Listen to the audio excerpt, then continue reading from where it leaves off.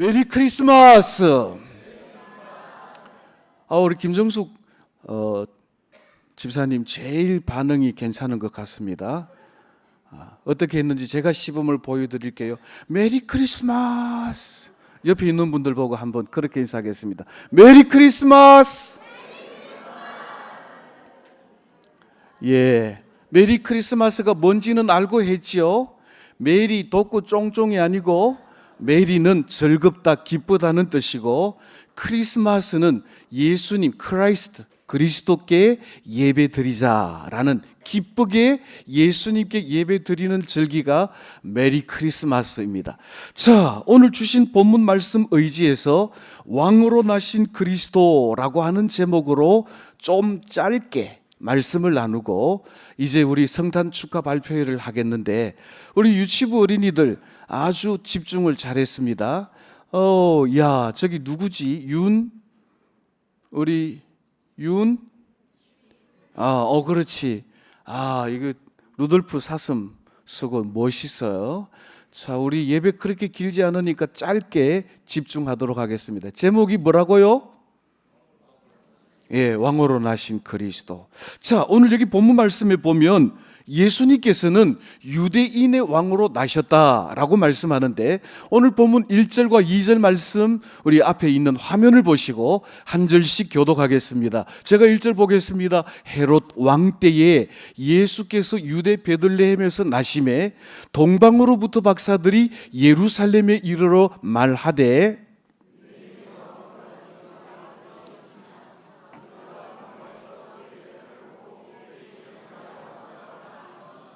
아멘. 자, 1절 말씀을 보십시오. 예수님께서 언제 탄생하셨는가 하면 헤롯 왕 때라고 그랬습니다. 자, 그러면 헤롯이 누군가 좀 알아야 되는데, 헤롯은 에돔 사람입니다. 유대인의 왕이 되려고 하면 에돔 사람이면 왕이 될 수가 없어요. 유대인의 왕은 누가 왕이 되는가 하면 유다 지파 다윗의 후손들만 왕이 될 수가 있습니다. 에돔은 이두메라고 말하기도 하는 저 가나안들의 후손들이 살고 있는, 지금으로 말하면 요르단 쪽에 살던 사람이 왕이 된 것입니다. 그러니까 헤롯은 왕이 될 감이 아닌데, 그때 당시 이 유다를 통치하고 있던 로마 황제에게 뇌물을 주고 유다의 왕, 분봉 왕으로 책봉이 된 것입니다. 그러니까 헤롯이 왕이 되긴 했는데 마음속으로 조마조마한 겁니다. 왜냐하면 유대인들이 생각하기를, 저 헤롯 왕은 다윗의 후손도 아니고 유대인 지파도 아니고 유대인도 아닌데 왕이 됐다고 해서, 그러니까 왕이 되긴 됐는데 유대인들은 왕으로 취급을 안 해줘. 그래서 헤롯 왕이 유대인들에게 환심을 사기 위해서 그 당시 예루살렘 성전이 좀 많이 낡았는데, 요즘으로 치면 리모델링 공사를 대대적으로 해서 유대인들의 환심을 샀던 것입니다.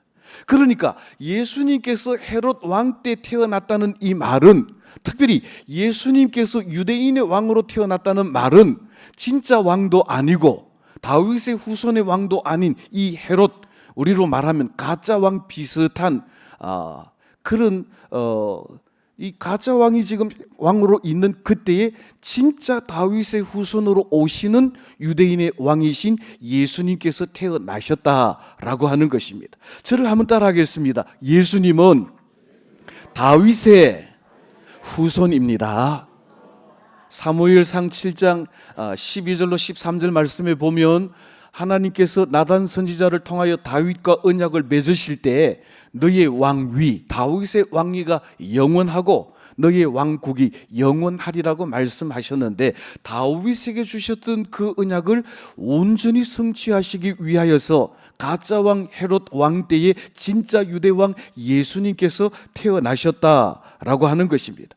그러니까 이 헤롯 왕은 백성들을 권력의 유지 수단으로 사용하고 있는 헤롯 대신 그들에게 선한 목자가 되시고 그들의 죄 가운데서 구원하실 진짜 유대왕, 선한 목자로 우리에게 오셨다라고 하는 것입니다. 자, 그러면 이 지금까지 가짜 왕 헤롯이 지금 왕으로 있다가 진짜 유대인의 왕, 다윗의 후손의 왕이 왔으면 유대인들이 기뻐해야 될까요? 슬퍼해야 될까요? 잘 모르네. 그런데 유대인들은 정작 관심이 없었어요. 유대인의 왕으로 예수님께서 헤롯 왕 때에 나셨을 때 정말 기뻐하고 즐거워한 사람들이 있는데 그 사람들은 바로 동방으로부터 온 박사들이라고 그랬습니다. 자, 그러면 이 동방은 어디일까요? 유다 백성들이 하나님을 섬기지 않고 우상 숭배하다가 포로되어 갔던 바벨론, 옛 바벨론 지역에서 일어난 페르시아 제국에 있던 곳이 바로 이 동방입니다. 그러니까 페르시아 제국, 동방 제국에서 별들을 보고 연구하던 박사들이 예수님의 별을 보고 가장 크게 기뻐하고 기뻐하더라라고 그랬습니다. 그 당시 대부분의 많은 사람들은 땅에 코를 박고 땅에 돈 떨어졌는가 싶어서 땅만 보고 살았지만 동방에 있던 이 박사들은 하늘을 보고 살았고 하늘을 보다가 별을 보았는데 어떤 별을 보았는가 하면 왕의 별, 왕으로 나신 예수 그리스도의 별을 보고 그 별의 인도하심을 받아 왔다라고 하는 것입니다. 자, 그런데 중요한 것은 동방에 있던 박사들이 예수님의 별을 보고 예루살렘에 그리고 베들레헴에 그 별을 따라 찾아온 목적이 매우 중요합니다. 자, 그 목적이 무엇인가 하면 오늘 2절 말씀에 방금 읽었는데 2절 말씀만 한번 띄워주실 수 있나요? 2절 말씀 다 같이 한 목소리로 봉독하겠습니다. 2절 뜬다 같이 띄워도 돼요. 2절 시작. 유대인의 왕으로 나신 이가 어디 계시냐? 우리가 동방에서 그의 별을 보고 그에게 경배하러 왔노라. 아멘. 자, 동방의 박사들은 그의 별, 유대인의 왕의 별을 보고 이곳에 와서 따라하십시다. 경배하러 왔노라. 경배가 뭐예요? 경배는요, 엎드려 절하는 게 경배입니다. 사실 경배와 찬양이라고 말할 때 우리의 예배는 우리의 왕 대신 하나님 앞에 엎드려 절하고 찬송 돌리는 것이 경배인데 동방에 있던 박사들이 이 동방 바벨론 페르시아 제국부터 예루살렘까지 거리가 1200km인데 낙타 타고 하루도 아니고 수개월에 걸쳐서 온 이유가 왕으로 나신 예수님께 경배하기 위해 예배하기 위해 왔다라고 하는 것입니다. 자, 제가 오늘 여러분들에게 한번 물어봅시다. 오늘 여러분들은 이 예배당에 뭐 하려고 오셨습니까? 1번 국수 먹으러 왔다. 2번 예쁜 사람 만나러 왔다. 3번 예배하러 왔다.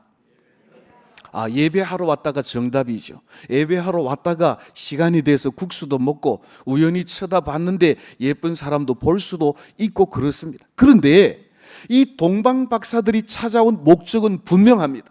오늘 저와 여러분들도 우리의 왕으로 우리의 생명의 빛으로 오신 예수님을 찾아오는 목적이 따라하십시다. 그에게 경배해야 합니다.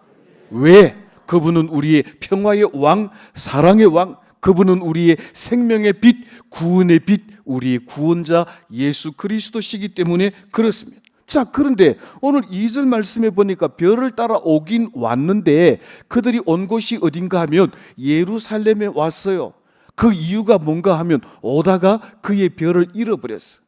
그러니까 별을 잘 봐야 되는데 다른 데 쳐다보다가 땅을 쳐다보다가는 우리의 구원 대신 별 대신 예수 그리스도를 잊어버릴 때가 있다라고 하는 것입니다. 자, 그런데 그곳에 가서 예루살렘에 들어가 헤롯을 만나고 자기들이 온 목적을 이야기합니다. 자, 오늘 본문 3절 말씀 같이 한번 한 목소리로 봉독할까요? 3절입니다. 시작. 자, 동방 박사들이 유대인의 왕으로 나신 이가 어디 계시냐라고 물었습니다. 아까 제가 이야기를 했죠. 헤롯 왕은 유대인의 왕이 맞습니까? 아닙니까? 그는 이두메, 에돔 사람입니다. 그는 요즘으로 말하면 요르단 이방 사람입니다. 그러니까 가나안의 후손이고 도무지 유대인의 왕으로 될 수 없는 사람인데 헤롯은 왕으로 되어 있으면서도 백성들의 환심을 사기 위해서 예루살렘 성전도 리모델링 공사해주고 왕의 자리에 앉아 있긴 하지만 늘 마음이 조마조마했어요. 왜? 누가 내보고 너는 진짜 유대인의 왕이 아니고 가짜 왕이잖아 라고 말하면 가슴이 뜨끔뜨끔거리고 가슴이 내려앉을 것 같아 있는데, 아니 어느 날 동방에서 온 박사들이 유대인의 왕으로 나신 이가 어디 있느냐라고 물었을 때 말하진 않았지만 헤롯의 가슴이 얼마나 철렁하고 내려앉았겠습니까? 아니 내가 그래도 돈 주고 산 왕이지만 로마 시저 황제로부터 이 분봉왕 자리를 차지하고 앉아 있는데 내가 왕인데 나 말고 누가 왕으로 나셨단 말인가? 얼마나 얼떨떨하고 깜짝 놀랐겠습니까? 그래서 오늘 여기 보니까 헤롯 왕과 예루살렘이 그 소리를 듣고 소동했다. 막 우왕좌왕하고 난리가 났다는 것입니다.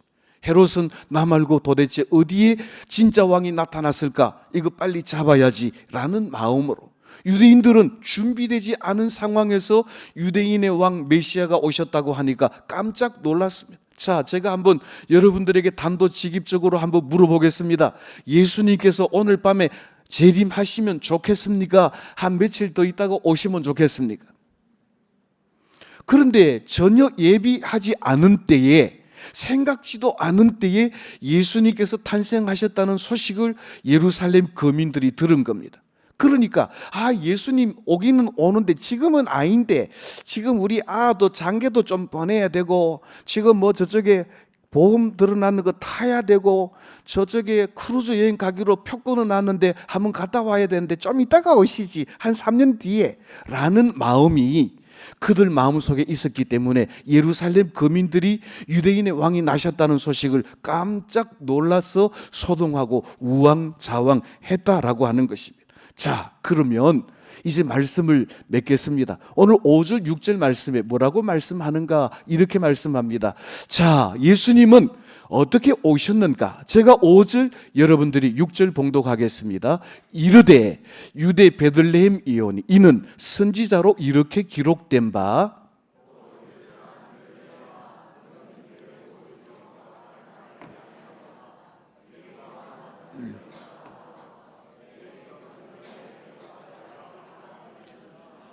아멘. 다른 거 다 잊어버려도 좋아요. 중요한 거 두 가지만 말씀드리겠습니다. 첫째로, 예수님께서 탄생하신 것은 어느 날 갑자기 뜬금없이 갑작스럽게 오신 것이 아니라 선지자들이 예언하기를 이 메시아가 오시리라고 약속한 대로 베들레헴 땅에 오셨다라고 하는 것입니다. 그러므로 우리는 땅만 쳐다보지 말고 우리를 그리스도께로 인도하실 하나님의 말씀을 늘 바라보고 있어야 하는 것입니다. 두 번째, 예수님께서 베들레헴에서 오신 목적은 따라하십시다. 우리의 선한 목자로 오셨습니다.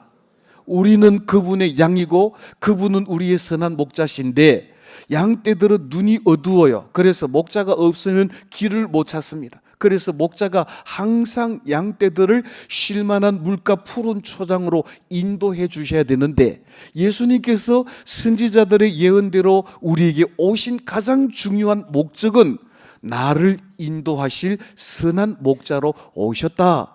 그러므로 우리는 우리의 모든 계획과 우리의 모든 걸음을 우리의 목자 되신 예수님께 맡기고 선한 목자 되신 예수님의 인도하심을 받을 수 있는 저와 여러분들이 다 되시기를 예수님의 이름으로 축복합니다. 이제 말씀을 맺습니다. 오늘 읽은 본문, 이제 예루살렘에서 잃어버렸던 별을 찾고 베들레헴으로 가서 동방 박사들이 한 일이 뭡니까? 오늘 9절부터 12절까지 읽었는데 딱 중요한 것은 세 가지입니다. 따라하십시다. 황금과 유향과 모략을 예물로 드리니라. 자, 중요한 게 있어요. 우리의 왕으로 오신 예수님, 우리의 선한 목자로 오신 예수님, 또 우리의 생명의 빛으로 오신 예수님을 만날 때 뭐 좀 주세요, 뭐 좀 달라고 하는 것이 아니라 우리는 왕으로 오신 예수님께 황금과 유향과 모략을 예물로 드렸던 동방 박사들과 같이 우리의 마음과 우리의 사랑과 우리의 예물을 드려서 왕 되신 예수님을 경배하고 예수님께 영광을 돌리시기를 예수님의 이름으로 축복합니다. 히브리서 13장 15절 말씀에 가장 좋은 예물은 너희 입술의 찬미의 제사 그랬습니다. 오늘 우리 유치부로부터 주일학교 학생들이 찬양으로 드리는 이 모든 찬미의 제사가 우리의 왕으로, 우리의 선한 목자로, 우리의 생명의 빛으로 오신 예수님께 영광의 예물이 되어지시고, 우리에게는 주님께로부터 임하는 한량없는 위로와 평강이 충만하게 넘치시기를 예수님의 이름으로 축복합니다.